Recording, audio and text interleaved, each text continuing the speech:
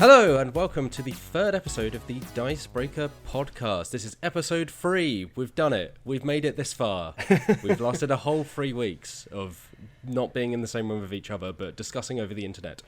I am Matt Jarvis. I'm the editor-in-chief of Dicebreaker, and today I'm joined by 3 of the team. I'm joined by Johnny Chiodini, head of video for Dicebreaker. How are you doing, Johnny? Hello. Yeah, I'm good. If this podcast were a human child and was 3, it would be walking around by now. Isn't it just amazing? Podcast age in human years, is it like a cat where you have to be going like seven years of podcasting is 1 year of human time? I think it depends on the podcast, because I've listened to some where one episode feels like a decade. But not this one. Am I right, listeners? Well, let's not hope 3 episodes in. Wow, we've only done 3 episodes and yet we've got a decade of content. We're also joined by Alex Meehan. Hello there, Mr. Jarvis. How are you doing? If we've reached episode 3, does that mean either it's going to be better than the second one or completely tank? Of course, it always has to be better. Yeah, it's the following episode's not better. That's it. We stop. It's either a Revenge of the Sith situation, or it's a Godfather 3 situation. Wow. Like, we've got to keep trying to get better, or we're gonna tank. No pressure then. Yeah, great. The two fantastic movies referenced there. And at one point you'll stand on a cliff over me, and I'll be like, "Oh no!" and you'll be like, "I've got the high ground." Well, good news is there's not just 3 of us. We're straight into episode 4 of People. It's Dicebreakers A New Hope. It's Alex Lowley. That was an amazing intro. Thank you. I'm so happy to finally make it. Woo woo, episode 3. I feel like there's a lot of pressure for this episode to be good, because I feel like if this episode does flunk, it's all down to me. So please don't make this episode terrible. Hey, listen, they always introduce new characters in like the 3rd installment, but so if the franchise is tired, that's not your fault. But again, It remains to be seen. I believe in this podcast, even though it's fine. We jumped the shark in episode 1, so now we're just skiing open and free. Yeah. So we hope everyone's doing all right out there in the ongoing. We're recording this a little earlier than usual, actually. We're recording it in the middle of April because we've got quite a busy week ahead. But we are still, in the grand scheme of things, in the middle of the COVID-19 pandemic. So hope everyone's staying safe out there. And hopefully, we'll give you an hour or so of kind of just chill conversation about board games. Good Probably times. not discussing the latest board game news, because it turns out there's not very much of it. So let's We'll go start to off. the before times. Let's start off with quite extended conversation about what you've been playing. Let's start with this episode's newcomer. Let's start with Lowlies. What have you been playing, Lowlies? Right. So I've been playing just some of my favorite games, I guess. Obviously, Tabletop Simulator has been an absolute godsend in these times. So I've been playing Quacks of Quedlinburg quite a lot, especially because. I've been introducing it to some people who I haven't introduced it to in the past, and they've all grown as addicted as I have, which has been great, because anytime it's like, do you want to play a game? Quacks? Everyone's like, yeah, quacks. And it's also such a good game to play. You can play it as a 2-player game, and it doesn't really matter if it's 2, 3, or 4. So I've just often found myself with one girl in particular who essentially isn't working at the moment, just being like, yeah, let's have a lunchtime game or whatever. So a lot of Quacks. I'm playing some Patchwork as well, and Scrabble. A lot of Scrabble with my mom. Wow. Full proper Scrabble or Words with Friends Scrabble or something No, like that. the proper Scrabble app. Yeah. Wow. Which has been really good, because today was it today or last night? It was either this morning before work or it was last night just as I was going to bed, but wrote my first 7-letter word, got 70 odd points. That was exciting. What was the word? Smuggler or smuggles. Nice. Might have been 8 letters, but I used all 7 of mine. But yeah, it was good times. Wow, that's impressive. My mum, who lives on her own, I've been kind of video calling with her, obviously because of everything going on, and I've been trying to throw up suggestions of things we can do together. I was like, oh, let's play Words with Friends, you like word games. She was like, yeah, okay, let's do that. So I installed the app, downloaded it, did all of that, played the first word. She then continued to ignore me for 2 weeks until I won by timeout. And that's been my experience of Words with Friends with my mum. My mum's really good, like, because it's the same. My mum lives alone, so it was like, do you want a game of Scrabble? And it turned out she was already playing Scrabble. She just hadn't invited me, so that was nice. God damn! Is Scrabble just now a vehicle for parents to dunk on their own kids? Is that what it is in these trying times? It's always been that. My own mum was talking to me today, and she was like, "Alec, have you heard of this thing called Zoom?" And I was like, also, she's discovered what a GIF is. Good times. Yeah, she sent me one, and I was like, "That's a GIF, Mum." She was like, "What is this?" One of those, what does this mean? What are the kids saying? Yeah. Oh, yeah. My mum's quite good, actually. We Zoom like once a week, the whole family, and so I've been doing like all the funny backgrounds, of course, especially with the green screen. It's coming in very useful, that green screen. But I've been like, the first one was quite good because my brother wasn't able to join us, so I like put my brother on the green screen. I was like, he's here. It's fine. He's here. And it's just like him standing on a mountain skiing somewhere. Yeah. My parents are pretty savvy, but I had a video call with like my whole family, and my parents both joined the same Zoom meeting separately, and then they could obviously hear one another through their mics because they were in the same room. And I was like, okay. So we did about 5 minutes of tech setup before I just eventually went, do you want to just sit together on the sofa maybe? Yes! Oh my god, that exact same thing happened just this weekend gone with my boyfriend's parents. And they we all had Easter dinner together. Oh. And it was so funny because they had their own like camera set up, and then it was like his mom kept getting up from her seat and going over and like looking in like into the dad's phone, and just like kept walking into his square, and it was really funny to watch them just like walking across into each other's squares. That could become a hit board game in its own right, if you ask me. Yeah. Try and have a Zoom video call with your parents. Invaders from Planet Zoom. Coming soon to Tabletop Sim. Alex Meehan, moving Hello. on to you. What have you been playing? Okay, well, let's get this out of the way first. Scythe, obviously. This is the digital version of Scythe. Yes, now that that's done, the obligatory Scythe mention. Mm-hmm. Regular listeners of the previous 2 episodes in existence of this podcast will know of this recurring bit wherein Alex Meehan plays Scythe. Yeah. We call this I hope like 300 episodes from now you're still just playing Scythe. This is the problem. I've locked myself into a hole now. Like, I have to now play Scythe Good hole to every be week. In. It's great. I love that game. Oh, I'm not complaining. I've played quite a lot of it. I'm still not very good. But it's a story of human improvement, you know? Like, it's an inspiring story, I like to think, to the listeners and the viewers, that gradually, maybe, just maybe over the next how many episodes of this podcast I do, I might actually win a game of Scythe. It's a real Cinderella story, yeah. But I don't know how long that's actually... I'm going to have to measure it in podcast episodes. Are you playing it with lots of different people or always the same people? I've played it once with Mr. Jarvis, and that didn't go too well. Okay. And then I've played it quite a few times with 2 of my friends who have played it a lot. Okay. And, you know, they keep saying, "Oh, we played it so much, that's why we're better than you." And I was like... I don't know whether it's that or whether I'm just making some really bad mistakes. Like, last time I didn't even build a single mech, and I was like, ooh, maybe that wasn't a great idea. That is definitely a choice. But the thing I love about Scythe is that you can approach victory from any angle. Going through the whole game without building a second mech, arguably, you could say that you're approaching victory from the wrong angle. But there are plenty of other things you can be doing, like upgrades are great, for example. Like, I always try and upgrade my board fully. I think that's just really pleasing. It depends on the lower half of the board you're randomly dealt. Because sometimes you'll be like, oh, all right, here we go. I'm Russia. I know what to do. And then you get 20 minutes in, you're like, my strategy was wrong for this particular board. So don't beat yourself up, Mian.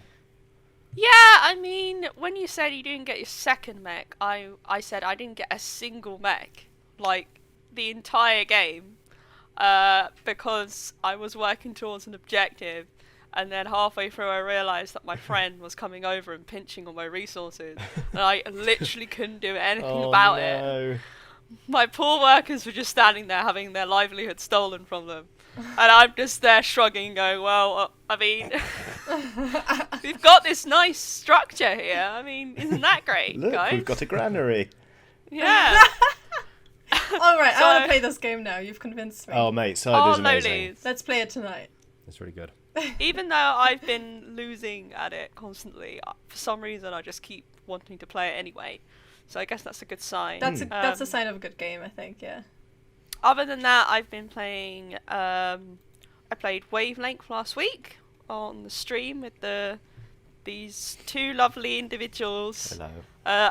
Not Mr. Jarvis. He's lovely though cheers. as well. Wow. Yeah, Wavelength was fun. Yes. Yeah. Was that the first time you played it, Johnny? Yes. So a bit of a weird scenario playing it over Tabletop Simulator while also trying to run a live stream, and I was collaborating with the audience, so they would sort of work out my guesses for me. But so I'll be honest with you, toward the end it felt like the game was starting to drag for me. But I think if I was actually holding the physical object and manipulating that, and playing with some friends where we could just sort of let our hair down, be a bit unguarded or whatever. I think I would enjoy it a lot more, but it's a neat concept. Like, it's nice and simple. It's a good gateway game, I think. Would you say it wasn't rowdy enough for you, Mr. Akini?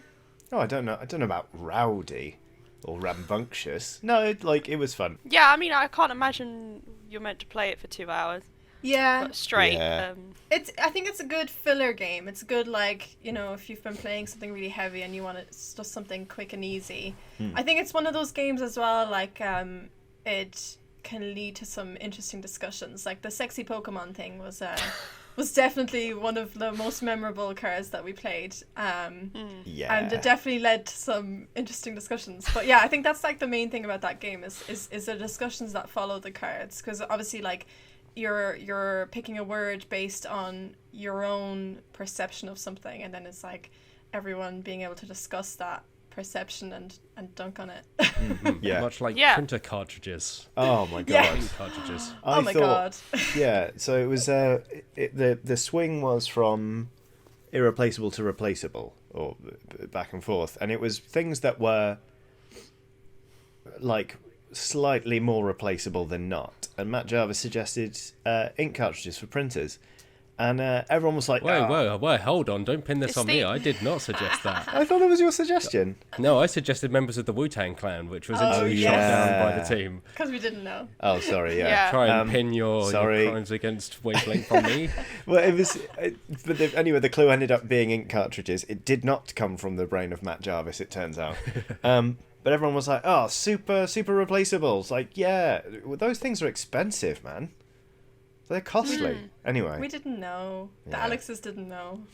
Yeah, I mean, I don't own a printer, No. mate. Me neither. Well, then you're saving approximately £4,000 a year. Let me tell you. I do think the fun of that game, though, is in something like that, where it's there's disagreement about just kind of how far that scale goes from left to right. Mm-hmm. Because I actually, as well as jumping in the chat during our stream, I then played Wavelength over the weekend, but the co-op mode with a couple of friends. So essentially, it's just we were taking turns giving clues, and depending on where you score, you then get points, and you might earn another card, and you go for as long as you can before you run out of cards. Oh. But there was something that was temporary versus permanent. I can't remember who said what, but the discussion was basically did they mean permanent as in permanent could be something that, like a tattoo? A tattoo is relatively permanent. Yeah. But in the grand scheme of the existence of the Earth and the galaxy, Right. tattoo's not particularly permanent. Yeah. So there was a good bit of fun. So I wonder whether with a room full of people, it could be just like a fun debate machine almost. Yeah. Yeah, I think Definitely. that's it. Yeah. Because one of my favourite... Sorry, carry on. I was just going to say, Tabletop Simulator it does a really good job, but it's never going to entirely replicate that feeling of the atmosphere, especially like party games. Oh, yeah. Yeah. I was going to say, it feels like my favourite bits in Codenames is when people really mess up, and the argument becomes not about the specifics of the word, but it's just an argument of why does your brain work that way? Like, where it's games like Wavelength and Codenames that give you a glimpse into other people's wiring, and that's never not fascinating. Yeah, it's like Mysterium as well. If you ever play I've been playing some Mysterium as well over the last few weeks on Tabletop Sim, and it's and I've been playing a lot with people at work. So I wouldn't necessarily have that same kind of relationship with them as I would like with friends that I play board games with all the time, for example. And so it's been interesting trying to figure out how people in the office are thinking, and like, just, you're like, what? This makes no sense. Or like, are you like considering the colors in this image? Are you like, why are you giving me this card? And I got that same kind of feeling of bringing a discussion and trying to figure out how people think. Yeah. All right. Johnny, what have you been playing? I know at least one thing that you've been playing. Oh, gosh. Oh, yeah! I'll go from least impactful to most, I guess. I've been playing some Deadlands. My office campaign carries on. It contains both of the Alexes. They are great.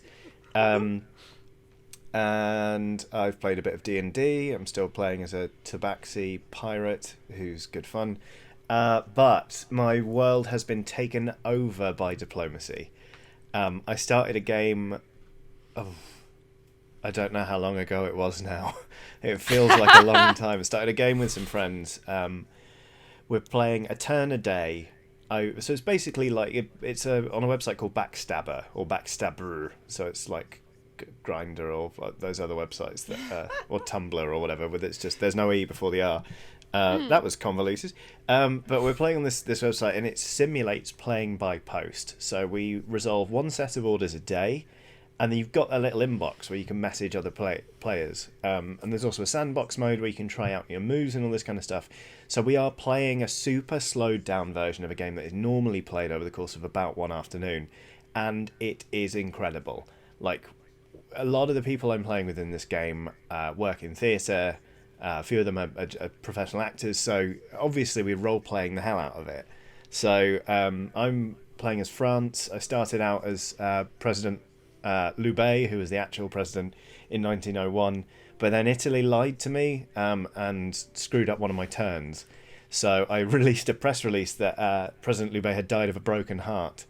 So now I'm President Eric Cantona, and there's just been a lot of posturing, but at the time of recording, I am at war with both Germany and Italy, because Italy took Marseille off me. We brokered peace. And they've just immediately reneged on the deal and invaded me alongside Germany. So now all of Europe is up in flames. I'm checking Backstabber constantly to see if I need to write another in-character letter. It's just wonderful. The only bad side about doing a game like this is when it doesn't work, which will neatly segue into Matt's section here, I think, because we started playing in a game with some of my friends. Good thing about professional actors is they're really fun at role-playing. Bad thing is they can be really flaky. So we managed, I think, 2 turns where one of them, Turkey, forgot to submit orders. Italy wasn't replying to anyone's letters, like, at all. They were putting in orders, but they were bonkers.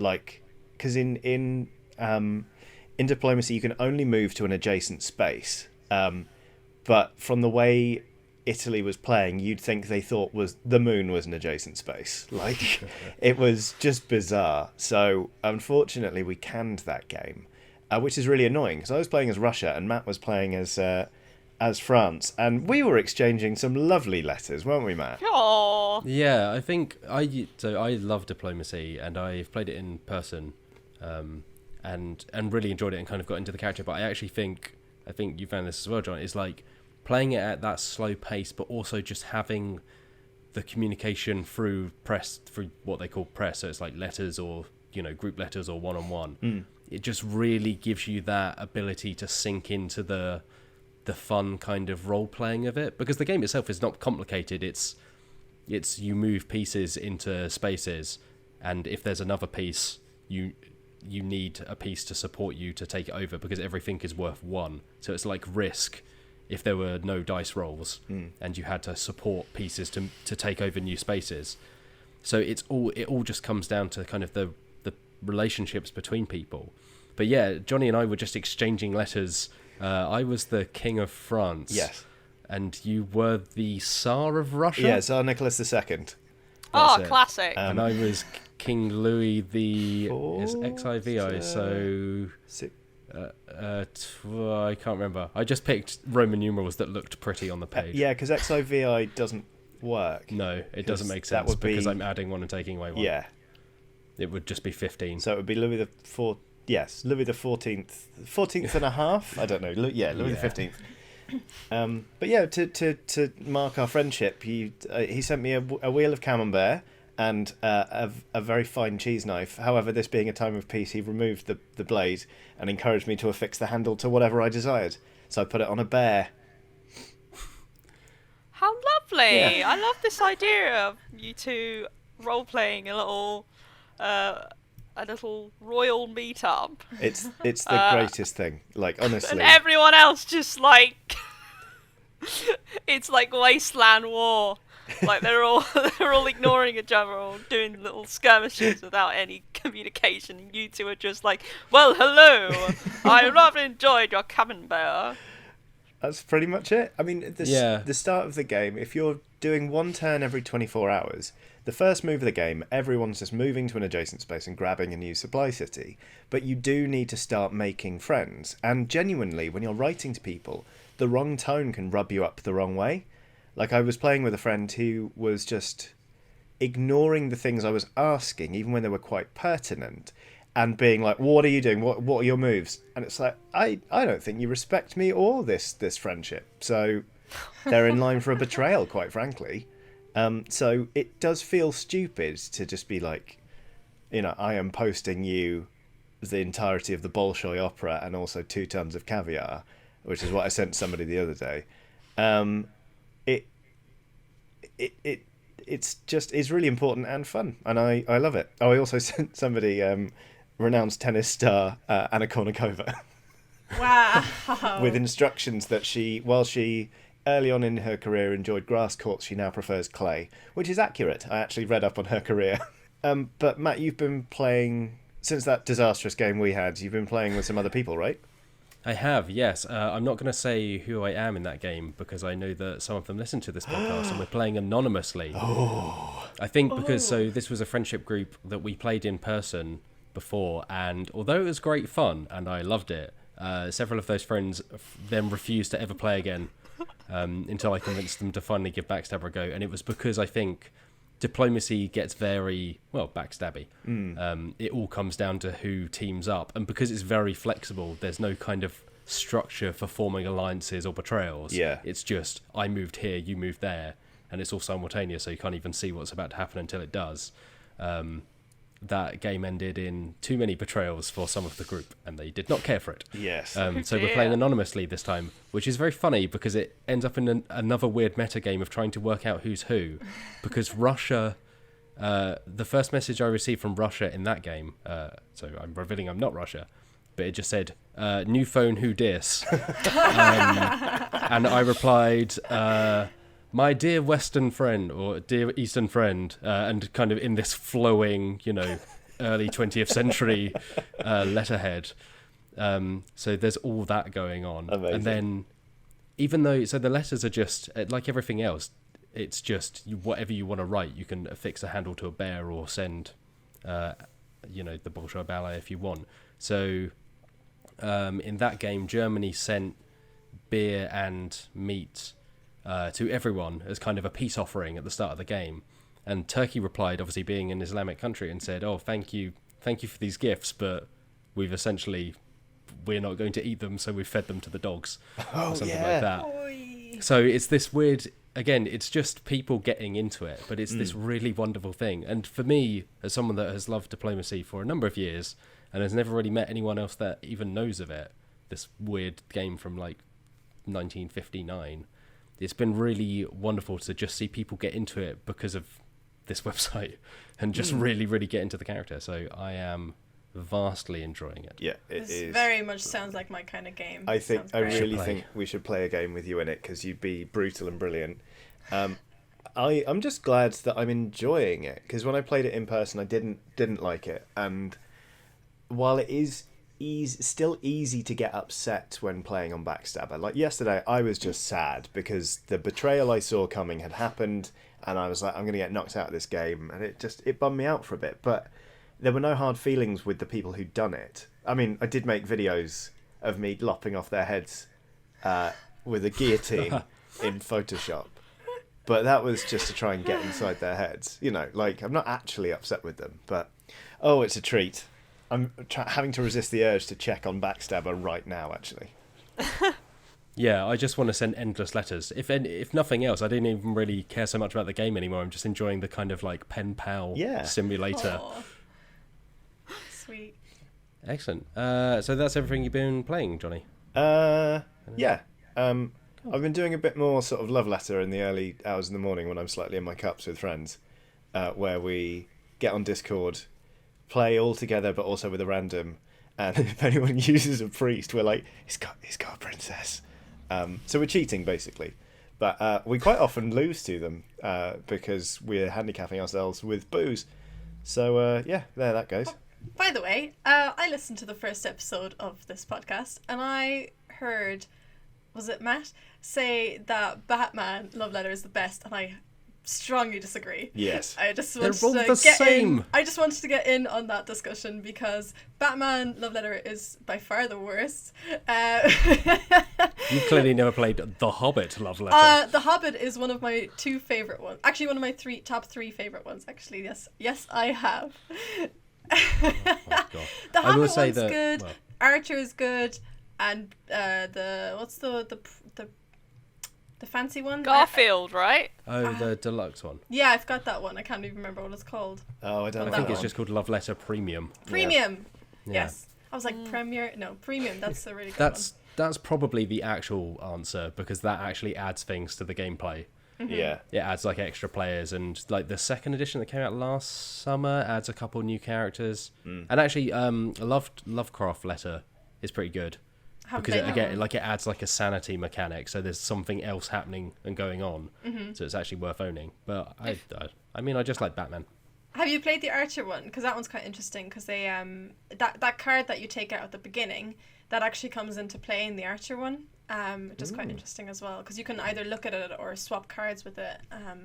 It's quite good. Oh, that's fun. If there's not a Garfield Love Letter, there should be. Oh gosh. I don't know if there is. There's But yeah, Just make it 14 happen. different Garfields. Yeah, I was going to say, I there are even agree. 8 characters in Garfield. Yeah. Garfield, normal. the dog. Garfield on a Monday, OD. Garfield on a Tuesday, Garfield on a Wednesday, and they're all just the same apart from the Garfield on a Monday who looks slightly more sad. Lasagna could be a Yeah. character. Lasagna's not a character. It could It be. might as well be. I'm giving you this lasagna. Let's compare our cards, and if my value's higher than yours, you're out. This What needs about- work, mate. You've been lasagnaed. What about different Garfield? So like Bill Murray's Garfield, like CGI Garfield, and then the Garfield from like those terrible, terrible video games. Garfield and Friends. Yeah, Yeah. there you go. there's- It's done. Yeah. We've made it. there you go. Congrats, everyone. I'll sell you the rights for like 20 quid. I don't think you own the rights to Garfield, do you? I own the rights to Unless I've Garfield really Love missed Letter. something. Yeah. Well, Well, yeah. moving on. Although, to be honest, Garfield Love Letter would at least be some news because this week there is not very much news. There's a little bit of news. Oh, thank you to David Hayes, I believe, the name of the person who sent in an incredible remix of Alex Meehan's news song from last week, which hopefully Wheels will be able to insert right about now.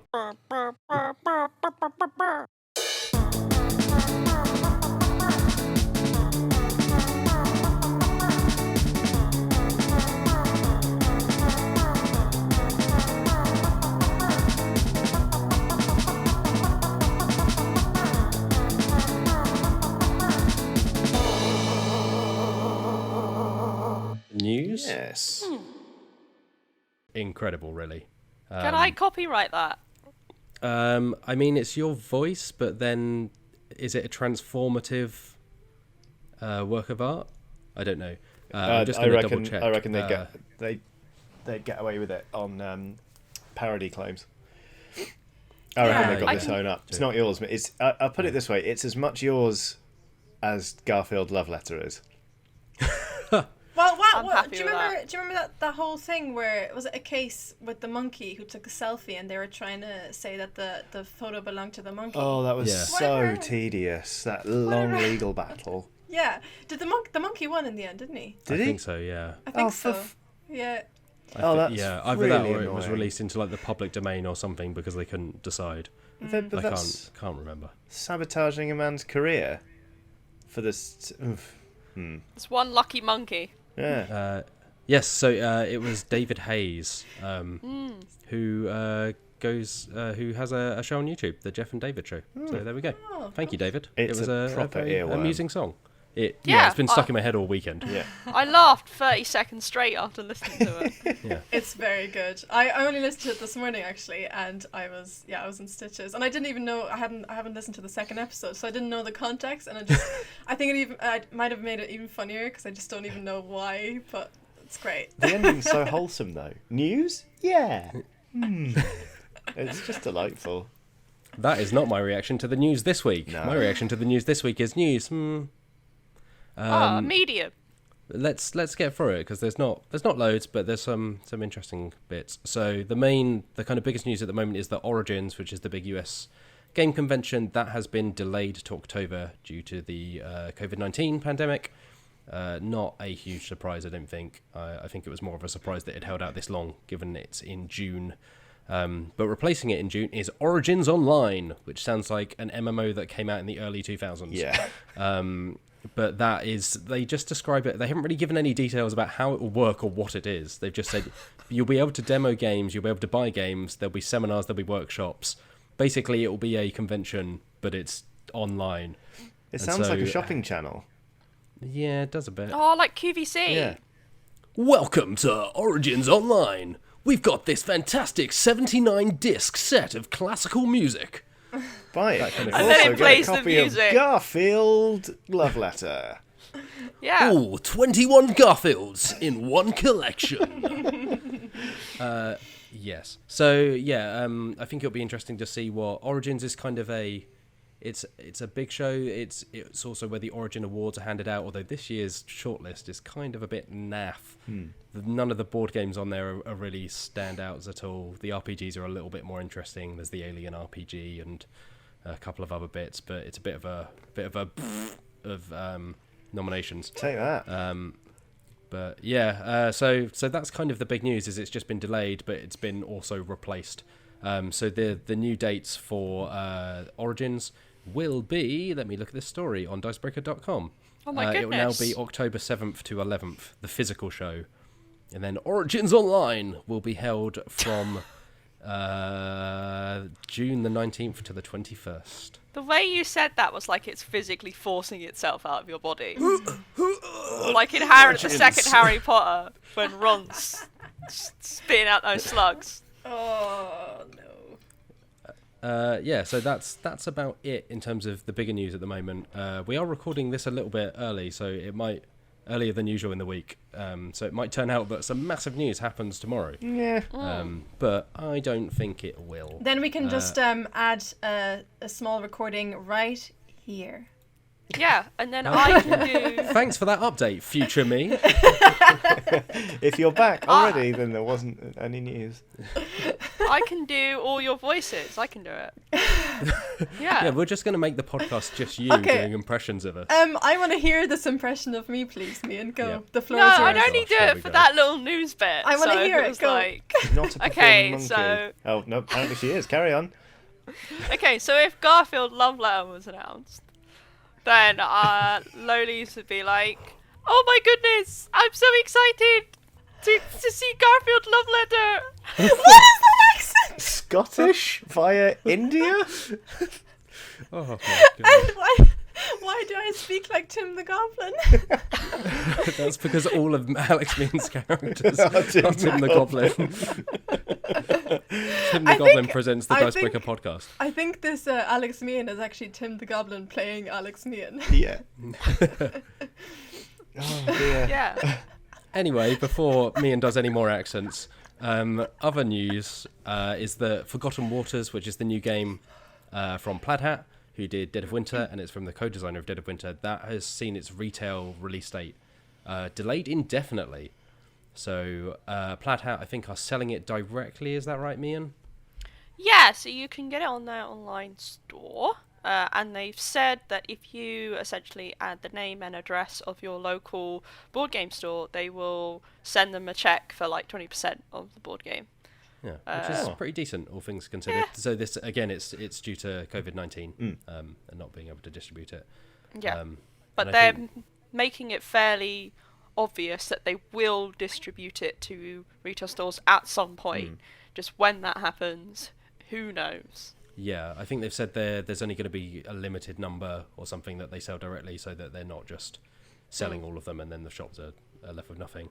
The other interesting thing about Forgotten Waters is, so it's a pirate board game. It has a companion app for its story elements, and the companion app has several actors from Dragon Ball Z, the anime, including the voice of Vegeta. Oh, you Oh my kidding? god, over 9,000 of them. Christopher R. Sabat. Kakarot. So yes, that's how light the news week is this week, because that it's kind of interesting. I think they're relatively notable names from that world. I want it now. Give, please. Pirates and Dragon Ball Z. What more could you want? Pirates and Dragon Ball Z is basically One Piece, isn't it? Yeah, I was going to say that is absolutely One Piece. Yeah. That's the name of your. That's the name of your like autobiography. What? Pirates and Dragon Ball Z. Oh right, I thought you were saying One Piece. I was like, that's a dunk so bad you missed the hoop. Wow. I mean, with here we go, Revenge of the Sith territory. Right, other news, because we're light, we'll get through this. So there's a new Railroad Inc. coming out. Have any of you played Railroad Yeah. Inc.? I have. Oh wow, that doesn't Oh sound yeah, positive. jeez. Is this Matt Jarvis's train segment? Oh yeah, Matt Jarvis's Train Game of the Week. Yay! Stop angling for Train. remixes. Meehan got hers, and that's lovely. No, we must all have a remix by the time this podcast ends. Someone's just going to remix that into drum and bass. It's just going to be like... Oh, definitely. Yeah. It's just going to be that DMX, the tank engine video. It's incredible. So I mean, what are they doing that's new with it? This time it's yellow and green instead of red and blue. There are some gameplay things. So there's like small objectives. The dice have slightly different bits of track and so on. So for You're folks blowing who, my mind, Matt Jarvis. You're blowing my mind right now. yeah, it's not a huge departure. It's just kind of another two small sets. So for folks who don't know, Railroad Inc. is it's a roll and write game. So you roll dice and then you draw on your little whiteboard. Except this time around, the dice are bits of roads and bits of railroad tracks. So you're just trying to form little networks. But they put it out into little sets that were like Pokemon, because one was red and one was blue, and they had different little things. One had like meteors and fire, and one had lakes and not fire. Would you describe them as sexy Pokemon? I cannot comment on the sexiness of the Pokemon in Railroad Inc. Nor should you. Okay. Actually, talking in other train news, did I imagine this? Was this a strange fever dream, or is there a Raccoon Tycoon RPG coming? So it's not official, I believe. I think someone has just made a fan-made Raccoon Tycoon RPG. But yes, that does exist. makes And more Forbidden sense. Games, Yeah. the makers of Raccoon Tycoon, kind of retweeted it out. I need to look at it, but I assume you play as a raccoon or cat or whatever. Yeah, I just can't see how that would be an RPG. Yeah, it's because it's just- not really a game about adventure. No, it's about buying and selling things so that you can win an auction. Yeah, but hey, Yeah. maybe it's amazing. Who Yeah, knows? sorry. Yeah, Yeah, but what happens to your creators of life this after RPG. you win or lose the auction? That's the game. You try and win a gotta- different one. There are lots of auctions. Yeah, so you travel from town to town, and it's the adventures along the way that Antiques Roadshow, the RPG. Now that, Oh my that is goodness. a Oh slamming my theme lord. tune. Talking of theme tunes, my god. That, I mean, if honestly, if I found out tomorrow that the national anthem was being replaced with the Antiques Roadshow theme, I'd be delighted. Absolutely delighted. Still I'd regal, play it. considerably less colonialist. It's brilliant. I'd play a Antiques Roadshow RPG. I would. Definitely. Yeah. On DP. All right, time to write it. We've got, that's Yeah. that's now our aim as a team. Great. Yeah. Drop everything else. You, Garfield, are an expert on the Antiques Roadshow. A new episode is coming up, but oh no, all of the best antiques that you'd hoped they'd bring in got smashed. What? How will you try and keep your job? Come on, bring Wait, it let's back. maybe Bring it try- home, Johnny. Let's try and do this off the air. Oh, okay, well, I mean, yeah, sure. If you think people won't listen to us devise and write an entire pen and paper role playing game, then sure, Just we'll bad crack on, thing. I guess. It's more that we don't want them to steal our fantastic ideas. That's very Yeah. true. The only other news story I've got here is Last Aurora, but it's not a big news story. It's a smaller thing. Alex Min and I were discussing this morning. It's kind of like Mad Max, but in a frozen world. Yeah, it's like Mad Max and Frozen, the Disney film. So Olaf is just like eating human flesh That's it. and spitting petrol at passing people. Witness Yeah. me. Playing Sounds guitar. nice. Witness me. I would so watch a Mad Max Fury Road musical. Can you imagine how amazing that would be? Oh I mean, my Fury Road goodness. wasn't too far off. A big proportion of that film is just absolutely banging guitars. Oh, it'd be amazing. I will write it over the weekend and then, send Okay. it to someone. We'll still give you a cut of the Someone. Antiques Roadshow RPG proceeds, obviously.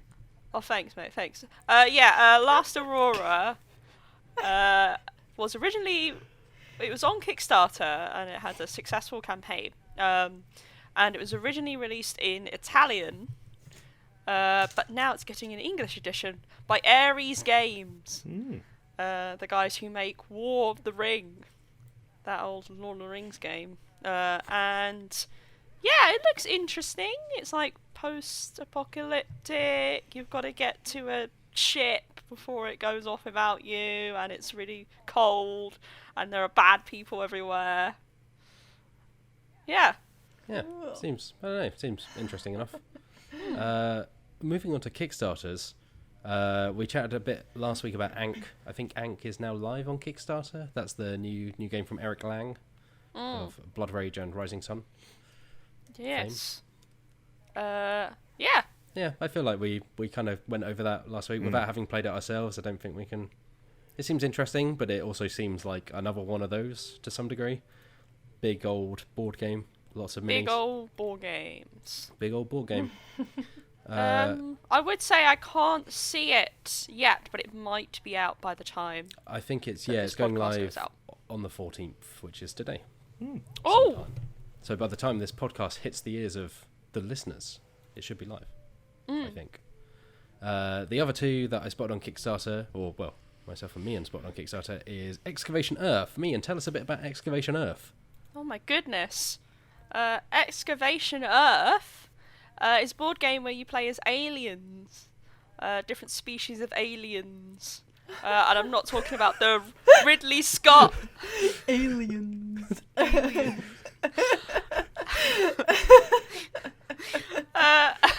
as they travel to Earth and attempt to sell our rubbish essentially as artifacts on the aliens artifact market. I love this game. It looks actually, I really like the art style, I have to say. It looks really pretty. And the different species of aliens have different abilities to help them scavenge and sell their wares. And essentially, it's like a worker placement game where you collect the different artifacts, and the different locations have different colors of artifacts that correspond to essentially the popularity of that particular type of artifact. So, for example, orange artifacts are the most popular type of artifact, meaning there's going to be more buyers for those artifacts, whereas others might sell for more but will have fewer buyers available because they're more niche. Exactly, and the artifacts are really cute, so they're like a little alarm clock or like a megaphone. What are the orange things ones? Are they that. like Iron Brew and a lasagna? And tango and lasagna. Yeah. Can you imagine a lasagna that had been left for that long? I really That fancy a lasagna now. Yeah. All this lasagna talk. Anyway, it looks pretty good. Yeah, and it's from David Terzi. Terzi? Yeah. Who did... Sorry, did you already say this and I just blanked out? No, I did not say that, sir. Who How did dare you? Kitchen Rush and Anachrony. Kitchen Rush was pretty good. I enjoyed it. Yeah, it was basically Overcooked as a board game. Lots of sand timers and stress. But yeah, this seems really cool. It's That would be your interesting. biography. Sand timers and stress. Lots of sand timers and stress. It's better than One Piece. That's not what I said. Oh, no. The only other Kickstarter I've seen out there is for Veil Wraith, which is the new game from Tristan Hall, who is a British designer, kind of indie designer who made Gloom of Kilforth, which some folks might know, which was kind of like a questing game, kind of like Talisman as a card game. Veil Wraith is a bit interesting, yeah, Talisman. Yeah. Gloom of Kilforth, yeah, pretty good. Gloom of Kilforth. Veil Wraith is interesting because it's a solo game. It's just a solo game.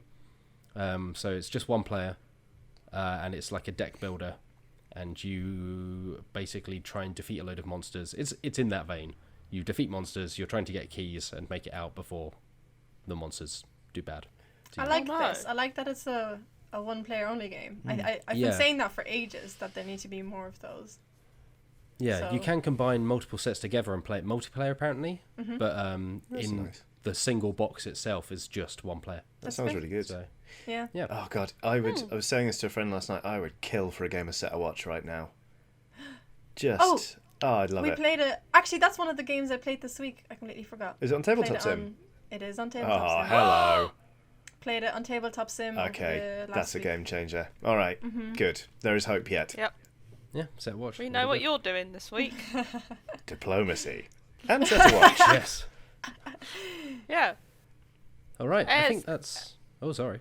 Is there anything I was going to say? Is there anything else, Matt Jarvis? That's about it. I think we've squeezed every drop of the news juice from this Juice? The news juice. slightly wrinkled-looking lemon of news. Oh, Lord. I'm so sorry. Well, yeah, There's when a lot life of- gives you lemons, but no one said what Make- quality the lemons were Make arriving in. news juice. Make news juice. News juice. Yeah. Oh, news juice just doesn't sound good.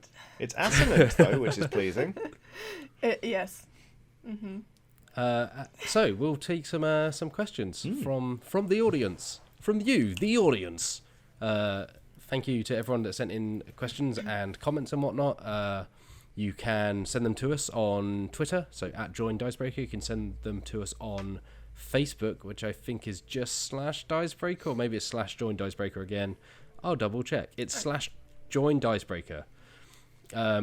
Or you can email contact@dicebreaker.com and make the subject line DB space podcast. That's DB podcast, not DB space podcast. That is our spin-off series. Wow! Are we going to go into space and record this podcast in like a few hundred episodes? Always space. I love That's the space. aim. The aim is to ultimately record this podcast in space. Yep. Which will play really well in audio. Oh All yeah. those people listening going, this just sounds the same, but with slightly naffer audio quality.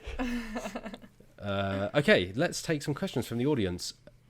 Alex Lowleys, would you like to read the first question? Do you not have the course. document open? Shall I actually just opened it, funnily enough, so I do. Wow. Fantastic. Let's open with this one from Tom Driscoll, please, which is the first one on the list. At X Pursued by Bear asks, what's the best game with the dullest theme? Alternatively, what's a dull game saved by its great theme? That's a good question. Ooh. Oh, there's so many great games with dull themes in board games. Yeah. I can't. Like for example, Patchwork I kind of mentioned earlier. Like sounds really boring. Like it's essentially a game where you're making a quilt. And when you say that to people, they're like, "Oh, okay." And then you play it, and it's really fun, and it's really sweet, and it's just really wholesome. But it sounds boring. And there's lots of games like that sound like really dull. Yeah, I think Azul is another one. Yes. Azul is like, it's a game about tiling walls. It's like, wow. And then you play it like, oh, this game's really great. Pretty much anything by Uwe Rosenberg. Yes, like, this is true. true. Yeah, yes. Really boring theme, but some pretty good gameplay there. I don't know. Feast for Odin's pretty fun as a theme, but I think there, like, if you then break it down, it's like, oh, you're Vikings, and it's like, oh, that sounds really fun. And yes, then it's like, tell me but you're more. going to spend most of your time organising stock inside your tent. Yeah. It's like, okay. I would say, I mean, the base gameplay of Cosmic Frog is great, but the theme punts it into the stratosphere for me. It turns it into my most anticipated game of this year. Like, it's just brilliant. The theme is spectacular. Yeah. What else? I'm sort of just looking at the stuff I've got. It is out of this world. What?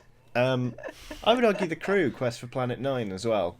It's Trick Taker, so you want to play a high card, but the fact that you're in space, and if you don't do it, then you'll never be able to get the sensor array back online. It's amazing, and it also means the communication mechanic, which for anyone who's not played this game, once per basically round rather than trick. You can play a card in front of you from your hand and put a marker on it to denote whether it's the highest, lowest, or only card of that suit, and that's the only time you can communicate. And sometimes you can't communicate at all, because space, it's hard to talk. In space, people might hear you speak.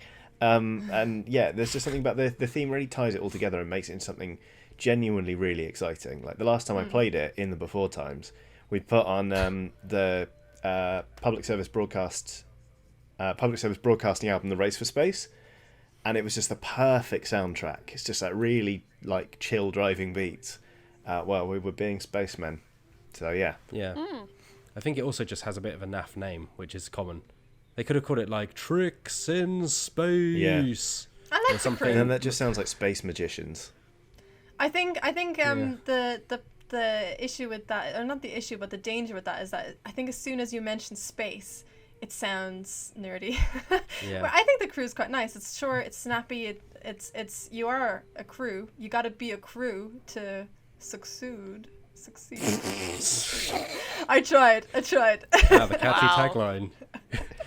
I mean, I would argue, the thing is, Baron Park is great in pretty much every sense of the word. Baron Park. Because, wow, sensory stimulation there. Because number one, it's a really great game to play. Essentially, it's a great beginner board game, but there is lots of potential there for you to get like genuinely really good at it. It's also got bears in it, which is a pretty good selling point. And as I've said previously to you guys, the front cover is one of the best ever made. Because, you know, it's just a really nice, happy bear being very happy about its life and its carer and everything. But there are a lot of games that are about, like, building parks and things. And if they hadn't put bears in it, and even with the bears, like, in some ways it's not exactly the most thrilling. It's not going into space. I'd also argue, like, I think Pandemic's theme elevates it so much above. Like, the gameplay is great, don't get me wrong, it's a classic. But, like, if you're just placing blocks without that subtext, or, you know, you're saving the world, I just don't think it would be nearly as effective as it is. If it was an electrical circuit and you were all electricians, it's like, don't let the computer break. Nobody would buy that game, you know. Parks is another game where love it, but without those assets, it would be dull as dishwater. It's a game where you go from left to right along some spaces. You pick up things, and then you buy things with those things. Yawn. But then suddenly it's this game about visiting national parks, and you stop off at a vista and you take a photograph, or you refill your canteen. It's bloody delightful, even in single player. It's really good. You know what I'm also going to say is poop poop. It's time for Train Games. Yeah! Reference 2 on this podcast. Poop poop. Train games seem very boring. I've been over this before, but like a lot of train games, they just seem very dull.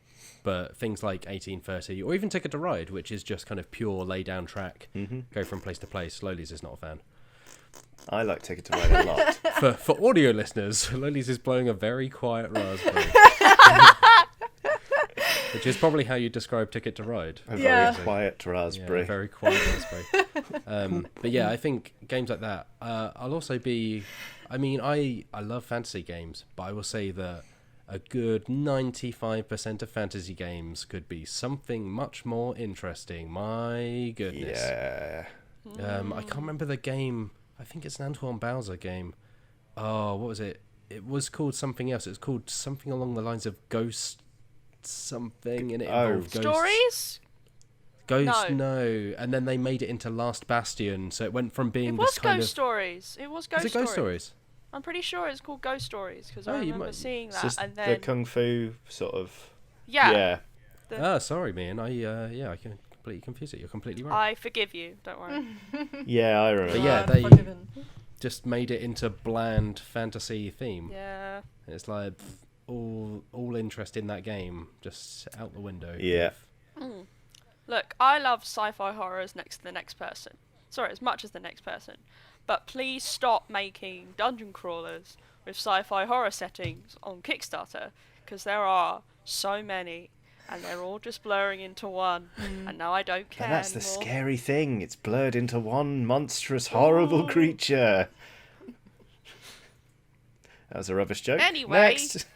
Anyway, I'll read this one from Elliot Brooks, because Elliot Brooks is actually a friend of mine Hey! who happens to be playing in that diplomacy game with me.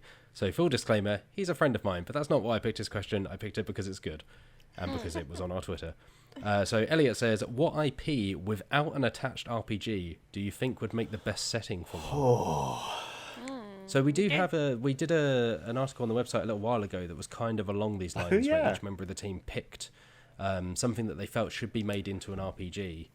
And I picked the Final Fantasy video game series because A, I'm a big fan of it, and B, I think there's some fan-made games out there, but it has like a really good cohesive, even though there's like 15 numbered games and 60 spin-offs, there's like a good cohesive kind of universe there, like all the monsters reappear across games, there's like a defined set of classes and jobs, you know, there's some really interesting kind of stuff there, and some of the story beats they do in the games, like Final Fantasy VII is all about, you know, environmental kind of warriors or eco-warriors kind of taking on the corporations, and 9 is about weapons of mass destruction and that kind of thing. So I think there's good scope there to tell some interesting stories and not just be kind of surface level fantasy. I would go with, this is a bit niche, which is perhaps why it's not already been One commissioned. Piece. I would go with the Books of Babel, which is a sort of steampunky almost kind of fantasy series by an author called Josiah Bancroft. The first book is called Senlin Ascends, and basically it is like a schoolmaster who is like very prim and proper and upright, and he's a historian who's been obsessed with the idea of the Tower of Babel, which is this wonderful like multi-layered, multifaceted holiday destination where there's like a level which is just nothing but wondrous baths, and then there's a theatre level and all this kind of stuff. And he's on his honeymoon, and he turns up and immediately loses his wife, and he cannot find her. And so the book is him looking for his misplaced wife and discovering that the tower is not all he thought it was, and basically he realizes he's going to have to change in order to overcome the challenges ahead of him, yada yada yada. So at the start of book 2, he's a full-blown pirate, and these books are just brilliant. But I think that world is so fascinating because there are so many sort of grubby little details about the different levels. Like on the very bottom layer of the of the tower, there are these things called beer me go rounds, where you get on it and everyone pedals, and it's a giant carousel, and you pedal for long enough that the machine shuts down and then squirts beer in your face. So people just spend all day getting hammered while pumping these dynamos for other people's entertainment, basically. But I think kind of like how The Mandalorian is doing Star Wars differently in that it's telling little granular stories, I think that world is really ripe for just really interesting stories that aren't about a big overarching narrative where you have to save the world. That would be my pick anyway. That or Garfield. Oh, God. I'm playing as the lasagna. Your little beer machine reminded me of, I'm sure Lolies can back me up, in Berlin they have those little things you can cycle on, and they're like tables. Yeah, they've had them lots of they have them in London. cities, I think, yeah. I've never seen them. I've never seen them in anywhere but Berlin before. Yeah. But I saw one of those, and I was like, that looks pretty cool, and then didn't hire one. Yeah. No. I once saw somebody yelling at a stag party, being like, "Come on, you have to pedal," because they were just battered and they didn't really want to pedal. And they seemed to not realise that they were the key to this thing going anywhere. It's pretty great. Lolies, Yes. go. What's your idea? Oh yeah. I had forgotten the question. Sorry. Well, when we had written that article, I chose Sesame Street, and I stand by that. Yeah. I just think it could be really funny, even if it's just like a 1-page one. And I really want to run one for you guys. Whenever I get to that point of being able to run RPGs, I just think it'll be really funny and weird, and people can get quite creative with it. So I'm up for it. Yeah, let's do it. Yeah, I absolutely want to just roleplay as the Count. And every die you roll, you have to count from 0 upwards. Oh Lord! I rolled Don't roll a 1. d20. Please don't make this a D100 system. Can you imagine? Even a D20 would be bad, to be honest. Yeah, my answer for this on the article was his Dark Materials. Oh my god, yes. The book series, and I stand by that because that would be amazing. But another world I'd love to see get an RPG would be the Fables universe, which is the comic, the graphic novel series that was actually adapted into a video game series, Wolf Among Us, by Telltale, RIP. They were going to make a second season of that, and then that went down the toilet. Yeah.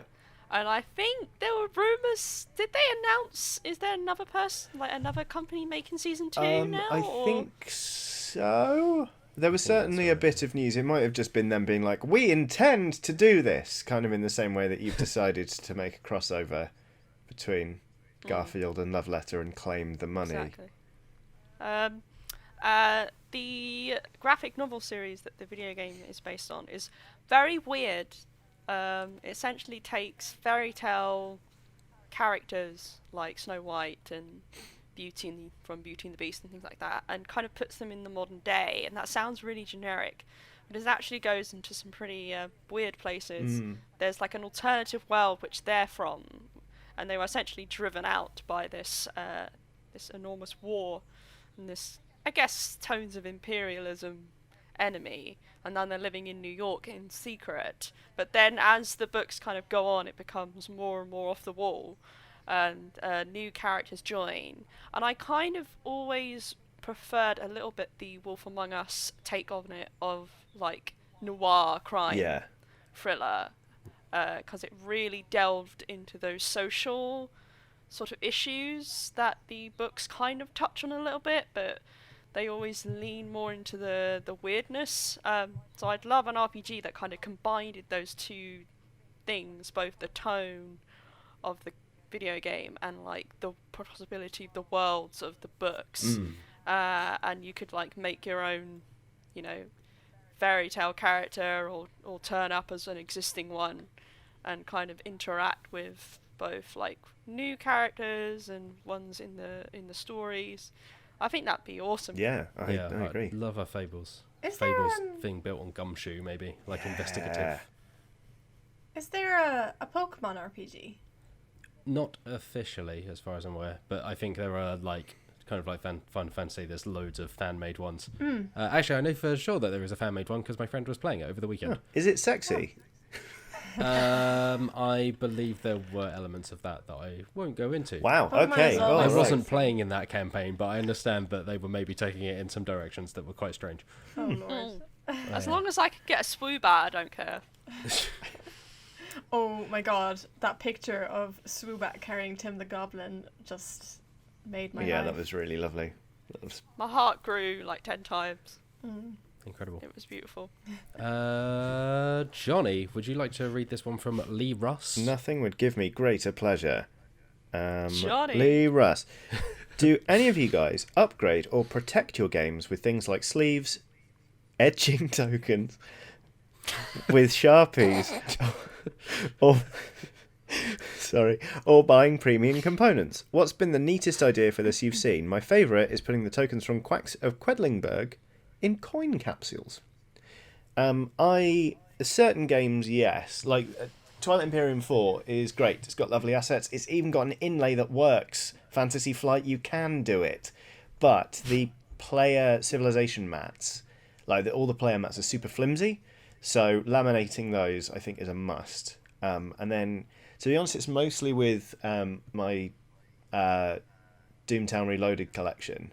With that, I went pretty hard on buying nice wallets for my cards, sleeving all of them, sleeving all the ones I'm using, which is a nice therapeutic sort of meditative exercise where you build a deck and then sleeve it.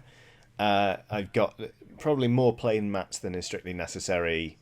I went on Broken Token and got some wooden inlays for the box. I'm not that bothered about upgrading things. I did buy the metal coins for Scythe because why not? Yeah. But yeah, it is nice every now and then to be like, oh yeah, okay, I will stump up a bit more for this premium version, or I'll take steps to make sure this stays nice. Like if, for example, they put out 2 copies of Cosmic Frog, one with the lovely neoprene mat and one without, neoprene mat all day.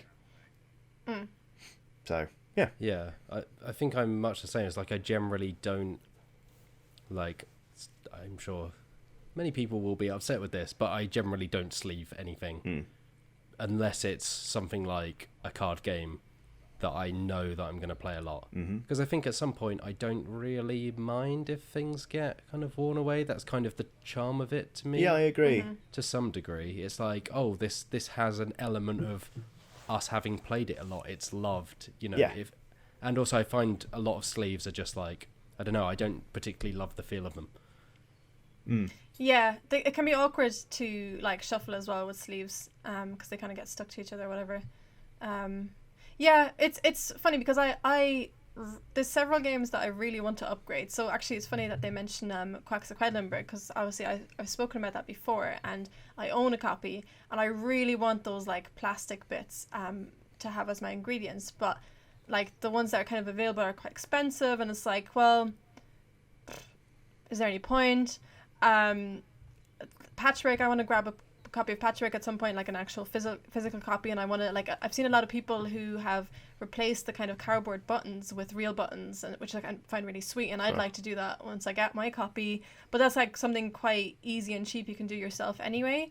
The coins thing, I don't own any games I think that have coins, but I'm obsessed with those metal coins, so I think I'd love to just own some coins, but it just comes down to I guess my for me personally, my games collection is quite small. I only really own games that I really, really love, that I know I'm going to play a lot. And even at that, my games don't actually come out all that often, just because we're always playing different games all the time. So. Oh, I will say actually, RPGs, that is one where I decided a long time ago. I was I'm gonna put money in on this because it's my favourite thing in the world to do. So, I bought a nice leather dice tray. I have a set of level up dice that were eye-wateringly expensive, but are lovely because they're made of Damascus steel, and they sound like thunder when they roll. And I've got, Game Tea, it was a British sort of t-shirt company, but they also do really, really nice notebooks that are sort of bound in leather, and you can replace the notebooks inside, so it's more like a leather notebook holder. I think those are phenomenal. It's nice to have nice things when you're playing a pen and paper role playing game. Sort of just Yeah. you know, it doesn't change the experience fundamentally, but it's like riding in the back of a nice car. It's nice. I will answer firstly a question that I know people are desperate for me to answer. Having a bag of metal coins means that you can convince someone that you have groats to give them as a currency, and that's really important because groats are great and nobody remembers them. I love the idea of just being able trying to pay for things with groats. Secondly, Loli's is looking so blank right now. I don't know what that is. I don't know why I expected anything less from you, Mian. One thing you need to know about me is that I am terribly irresponsible with the things I own. Particularly things that aren't incredibly expensive or essential to my life. So many copies of my board games, including a copy of Shadowhunters, which I love very much, the amount of stains on that thing is terrible. It almost to the point where it looks like there's another section on the board when that's just someone spilled a glass of rum and coke on it. I haven't really bothered upgrading any of my board games. In terms of like RPG stuff, I have a wooden dice tray. I mostly got that to stop me from flinging my dice behind my desk. And I have a little soft baggie to put my dice in. Again, that's to stop me from losing them. Most of the time I just get this kind of stuff to just, deal with my chaotic and irresponsible nature. Yeah. Alright. No, Mian, you haven't read one yet, correct? Yes. Losing track already. Can you read this one from Graham Smith, please? Graham Smith.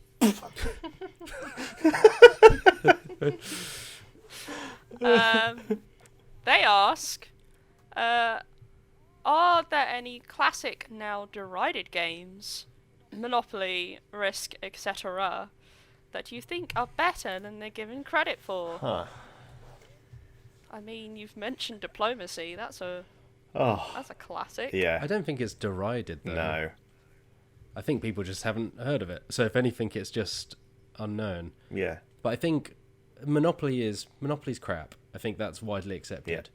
Yeah. But I think in terms of it being better than people think it is, I think a lot of the problems people have with Monopoly is that nobody plays by the actual rules of Monopoly, which aren't great because it's still just roll a pair of dice, move. But it's the things like get money when you land on free parking and stuff like that that just stretches it out to kind of like unbearable levels. So it's bad, but it's not as bad as many people think it is because they've just had like really bad experiences playing it with house rules. I really enjoy Monopoly. Yeah, Loli's was looking very, Very suspicious. Yeah, it's one of those things that it's like you almost have to be quite secretive about it, especially in this industry when you work in this industry, because people do just look at you like, what? Like, do you even play games? Or I really like it, but I grew up in a household which took the rules very seriously, as in we played by the actual rules. So like so much so that when I went and played it with other people and they were not playing by the proper rules, I found it really like I didn't enjoy it. I didn't enjoy it when I played with people who like didn't enforce the right rules, because that's just how we played it. We played like we didn't, some people play where you like give loans or whatever. Like, no, if you run out of money, you're out. That's it. You're gone. And like, that's kind of just how I grew up in my house. But it's funny actually that we're talking about this now, because my dad literally sent me a picture of myself, himself, and my brother playing Monopoly from like 7 years ago or something. And it looks very intense, and I'm pretty sure my brother cheats, but I do enjoy it, and I think you're right. I think you got to play it by the proper rules. I know you're saying it's still like not great, but I like it. It's simple. It's just fun. I don't know. It's good. I don't think it's as bad as people make it out to be. I do think that some of the versions they've tried to bring out since the original, it's just like, just stop, please, just leave it. There's the one that's just literally like a gun, and you fire like paper money into the air. Yeah. Oh yeah. Yeah, just trying to squeeze every drop of. Chip and pin. I was going to use this metaphor Sweet milk. twice. Yes. That Monopoly milk. Squeeze the udder of capitalism dry. Well, I think that's my issue with Monopoly, is all that, like, them just trying to really like stretch it out into all these different things, when I think they should have just left it. Like, it's a fine game. I know people like it's one of those games that does drag on and people fight and cheat and all that stuff, but if you play it right, it's good. My pick would be Pop-Up Pirate. Everyone thinks they're too good for Pop-Up Pirate. They're not. It's brilliant. They think it's juvenile, Classic. but it's wonderful. It's like, you know, in Russian in films, if people pull out a gun and start playing Russian roulette, that's tense as anything. It's all about the sense of immersion. If you really care about not making that pirate pop up, then it's a solid banger. Also, Jumpin' Ship, which is basically the same game, but instead of a barrel, it's a ship, and where the main mast would go, there's a balloon that you inflate. So when it goes off, the pop-up pirate is tied to the balloon, and he flies across the room. And the little plastic piece with the balloon on it has a whistle. So it goes like, boo! It's amazing. Oh, that's hilarious. Yep. I think it's still You in my have to parents' also- loft. You have Bring to it in. also add to that Buckaroo, Yeah. because it's basically the same Yeah. game. That's, I would say, if Pop-Up Pirate is Russian roulette, Buckaroo is taking it in turns to kick a landmine. Sure. Yeah. For me, it would probably be Mousetrap. Maybe it's just nostalgia, but I have to confess, I've not played Mousetrap in many eons. But I just love the idea of a game that you play and you build something while you're playing it. Like, you don't just set it all up, you do the setting up while you're playing it. Yeah. Also, I really like that little green man that jumps off. Oh, he's so good. diving I mean, board. Rube Goldberg machines are just fun. But, so our sister channel, Outside Extra, played Mousetrap a couple of years ago now. The video's still on the channel. Still one of their most popular videos. People just love watching them play Mousetrap, because it is such a strange game, and the tension when the machine's all set up and you're like, oh no, will I be the mouse who gets caught in the trap? The trap. Yeah. God, I haven't played that since I was a kid. Let's have a bang on that sometime. When we're Yeah. in the future times. Yeah. Yeah. We'll bring all our old games from our parents' houses. Yeah. As long as they're still actually functioning, and see if we can play Yeah. them. That's when you'll see Don't Tip the Waiter. I know you've been very excited about this. I've got German Monopoly, in case you want to play. Fantastic. Yeah. Can't wait. All right, sorted. Matt Jarvis, do you have an opinion on this? On which one? Don't tip the waiter? No. No.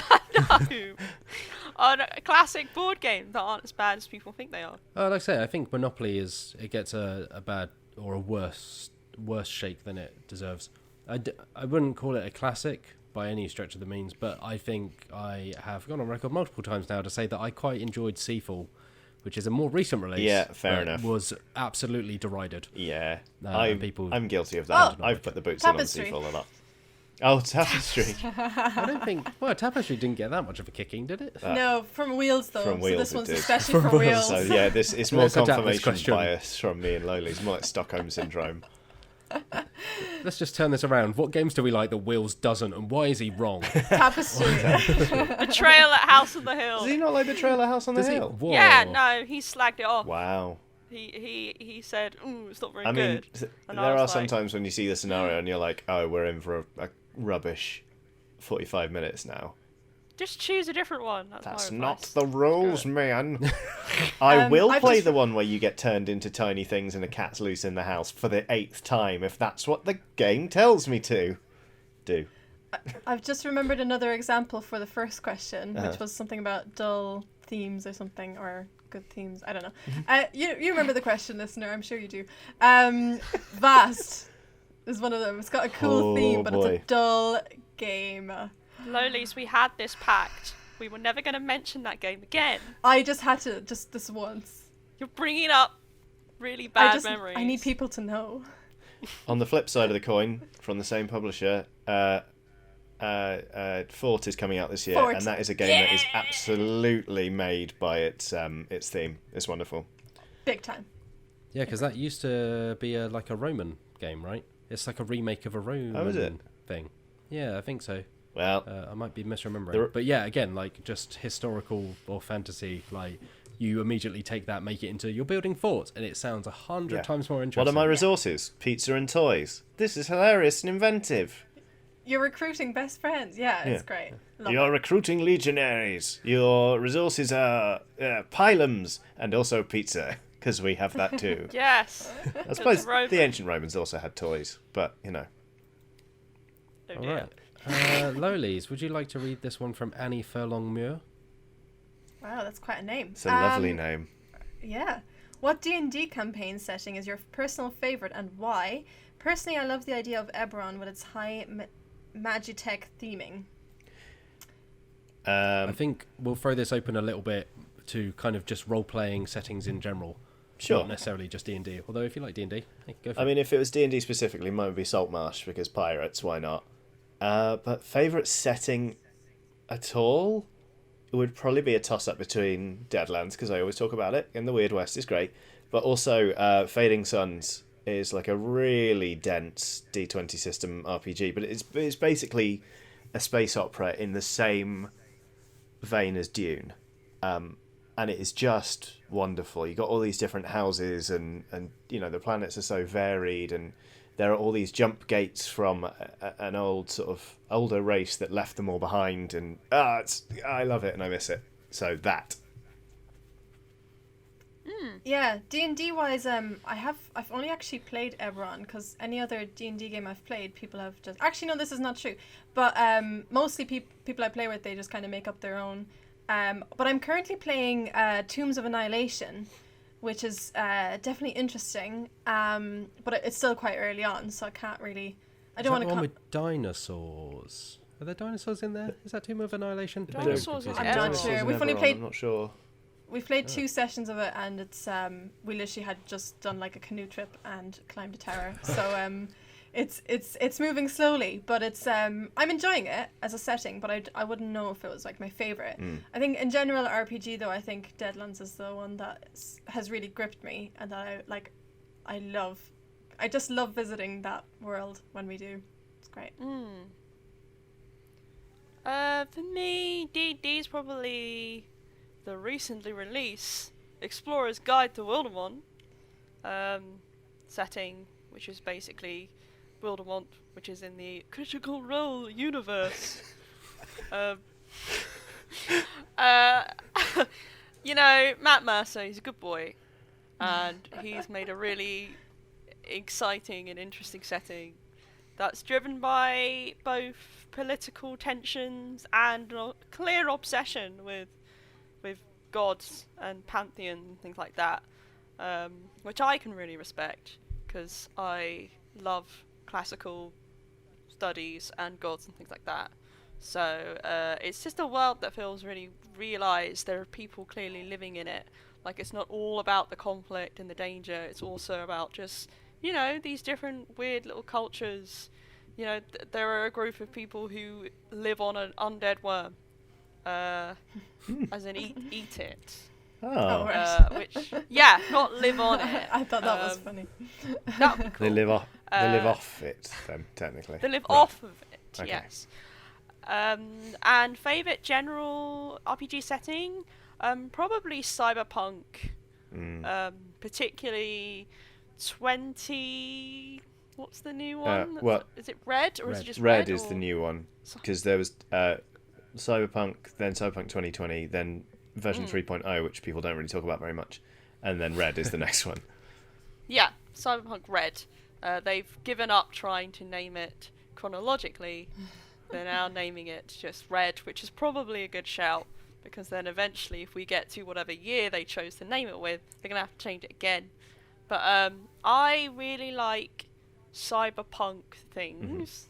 The idea of being able to play Cyberpunk read, which I haven't managed to yet, is just like Blade Runner, and I just want to be in Blade Runner because I love that film and I love things inspired by that film, and like Cyberpunk was so clearly inspired by that film, but leans more into the quote punk aspects of it, with like down with the man. Yeah, I think, I mean, I'm playing in a Shadowrun campaign at the minute, and I love that as well because Cyberpunk settings are great, but I'm playing as a combat mage, so I don't have any technical advancements or whatever, and my character, she's like very wary of all that stuff because it reduces your effectiveness in magic. So oftentimes it feels like everyone else is playing a Cyberpunk RPG and I'm not, which is weird.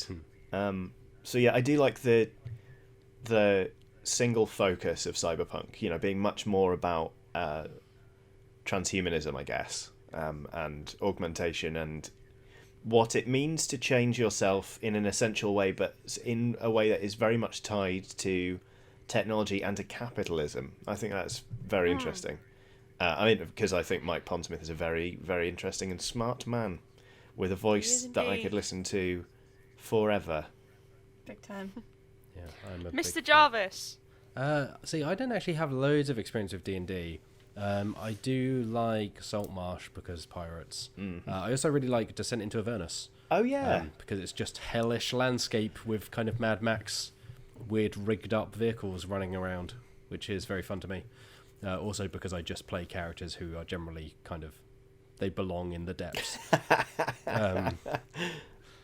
Well, at least they appear to belong in the depths. But I think outside of that, I really like Cyberpunk. That kind of sci-fi does it for me. Like the kind of noirish, gritty, like, wow, technology is amazing and also terrifying. But I also have a real soft spot for just the kind of cosmic horror, paranormal investigation settings. So Arkham Horror Files, which isn't necessarily an RPG, but obviously comes out of Call of Cthulhu, I really like. Once you detach it from Lovecraft just generally being a bit of an unpleasant fella. But I really like I like things with like hidden cults and mysterious, unknowable entities and that kind of thing, and uncovering mysteries. So Trail of Cthulhu I really like as a role-playing game and setting. So yeah, just anything like that kind of has like a big old mystery and cults and conspiracies and weird shadowy figures offering you things in the back of pubs. Yeah. You might solve a mystery. Oh, remember pubs. Stop trying to make it a thing, Mian. You can't have a song in every episode. I'm just DuckTales.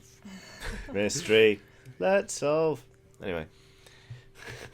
Next.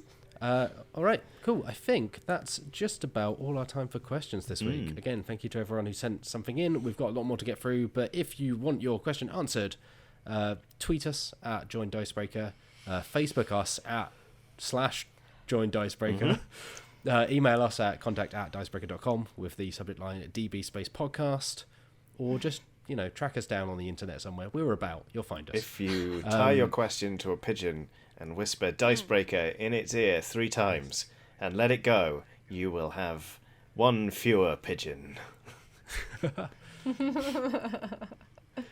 Imagine trying to receive like board game samples via pigeon. How many pigeons do you reckon? How many pigeons? Yeah, go on. I was going to say, how many pigeons is it going to take to lift Gloomhaven? I was going to ask the same thing! Oh my gosh, Johnny. Yeah! All right. Oh, can we play Diplomacy by Pigeon Post? Matt, it'd be so expensive. Let's do it. Blood-splattered pigeon. Well, we don't have to cover them in blood. No, we do. Depends how buff the pigeon is. I mean, to be honest... If you got, like, a group of really muscular pigeons... to be honest, with the length of letters Matt and I write, unless we learn how to cipher them and maybe write in shorthand, we're going to need albatrosses to carry these things. Yeah. Also, that wheel of camembert is going to weigh it down. Of course. Sure. Yeah. Yeah. Oh, man. I miss my bear cheese knife. I'll get you another bear cheese knife. Johnny. Yes, we will play Bear again together once I'm done crushing Italy and Germany in my game. Yes. I'm so looking forward to this. We should have a team game. Let's make it happen. Oh my god, yes. Will we like each other after? Yeah, I think. Well, that's the thing. I think with this, with online diplomacy, is that there's enough separation out. Yeah. I think when you're in a room together and you're lying into each other's faces, that is very intense. Yeah. And some people just don't gel well with that. I mean, I love it because I'm a terrible person. Like getting someone to absolutely wholeheartedly believe you as you tell them, no. Like, I won't be moving anything into your region. And then you immediately chat to Russia, and Russia's like, yeah, let's squish them. Yeah. I think when it's done over the internet and you're kind of getting into that character of, like, a ruler, and you're saying ridiculous things like bear cheese knife and whatnot, I think it separates it out enough where you can just enjoy the kind of ridiculousness of it, which includes the terrible, terrible betrayals that then inevitably happen. Well, Yeah. Let's play this game. Let's do it. I wanna play Let's this do it. game. Do. I like that one. That was wow, quite this a really good is one, a yeah. musical podcast. Cool. But to close out the podcast, what's coming up on youtube.com/Dicebreaker? Well, by the time this goes out, the third part of our Spinebreaker record will be up. So instead, for those of you not watching the video version, Lolies is voguing for some reason to put me off. We've got more Dungeon Breaker, which is our D&D series, coming up. We have got some top tips on how to use Tabletop Simulator more effectively. We've got a Let's Play of Lawyer Up, which I teased in last week's episode, which we've still not released. And what else is going on, Lolies? Is that about it? We're doing a live painting stream. Of course we are. Well, no, we will have done by the time this podcast goes out. We shall have done. This coming week, we'll be doing a live stream where we play a game. We don't know what game it is yet. We'll let you know. How about the actual website, dicebreaker.ac.uk/gov.edu. Dicebreaker.zone. Is .pizza a URL? I hope so.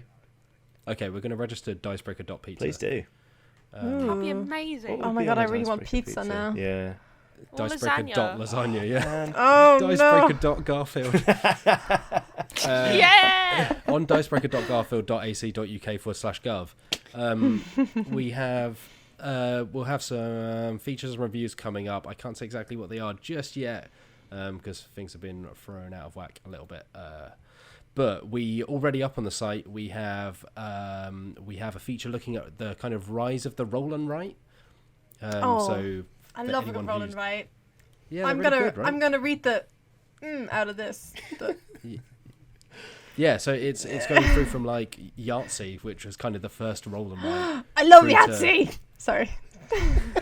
I can't tell if this is a bit or not. No, I love it.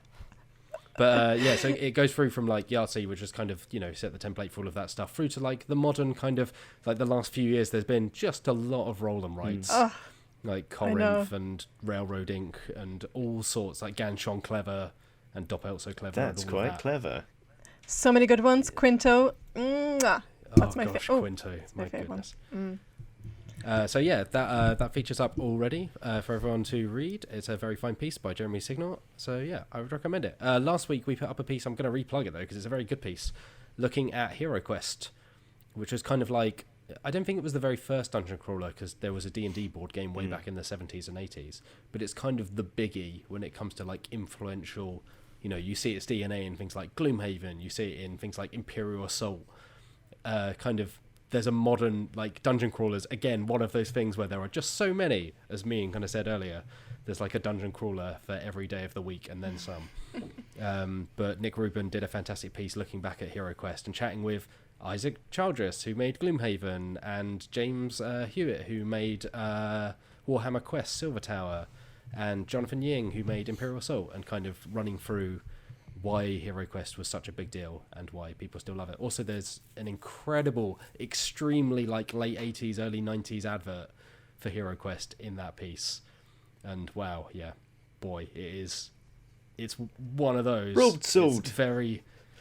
It's very that.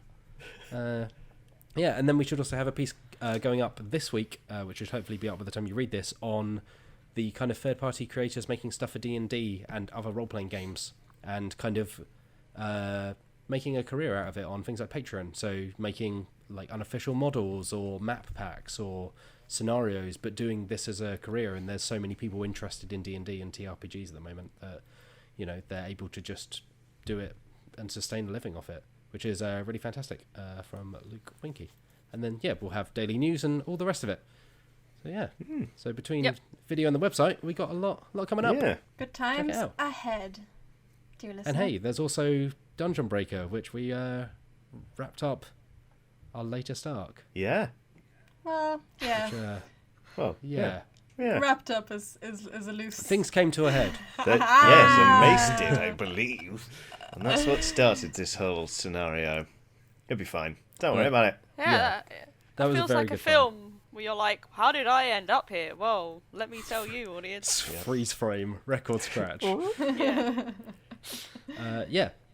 looking forward to continuing that. But if folks are looking to catch up, there is a whole playlist full of that stuff. Yeah. Loads to watch. You need to, if you haven't watched it yet, you need to, because you need to be aware of Tim the Goblin. Yeah. If you're not aware of Tim the Goblin, you're not living your life to the fullest. Wow. Exactly. I mean, I like to think I'm not, Tim's not the only reason to watch it. I mean, He's a you major can think reason. that all you want, me, and it doesn't make it any less true. It's, the whole cast is wonderful. We're all great, but Tim the Goblin is a star. So that's Tim the Goblin and Friends on youtube.com/Dicebreaker. Tune in now. I think we should Imagine change a the crossover. Dicebreaker.tim/goblin/lasagna. Oh, God. Should we let these people Tim go? the Goblin met Garfield. Yeah, let's let them go. Oh, one final exciting tease is that we should hopefully by the time you hear this, if not very soon afterwards, have an online merch shop live, which we'll be putting out more details about once it's live. I can't promise it will be live by the time this podcast goes up, but it should be live in the next week or so. So look out for that. If you like the Wood for Sheep shirts that pop up, along with Luck Be a Lady, which is an incredible shirt design, and some other bits of merch, some of which are brand new. Oh my god, I'm so excited.